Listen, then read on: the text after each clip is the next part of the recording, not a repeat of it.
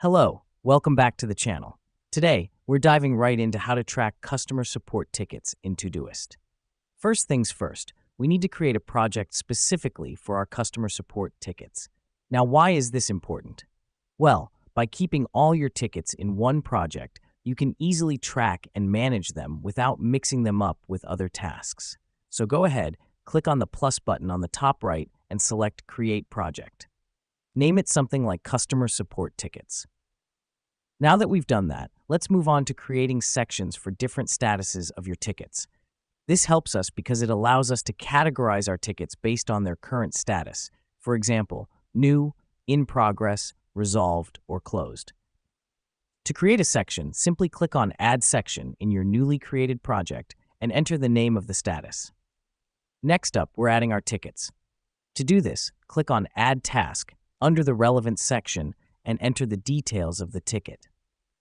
The reason we do this is to keep a record of each customer issue, which is crucial for efficient tracking and resolution. Remember to include important details like the customer's name, their issue, and any other relevant information. Once we've added a ticket, we want to be able to easily follow up on it. And here's where labels come in. Labels are like tags that help you categorize your tasks even further. Think of labels as a way to assign tickets to team members, indicate priority levels, or specify the type of issue. To create a label, simply click on the task, then click on Labels, and type the name of your label. Lastly, let's talk about tracking the progress of our tickets. With Todoist, you can easily move tasks between sections by dragging and dropping them. This helps us because it provides a visual representation of where each ticket is in the resolution process. So as you work on a ticket, drag it from new to in progress and then to resolved or closed as needed.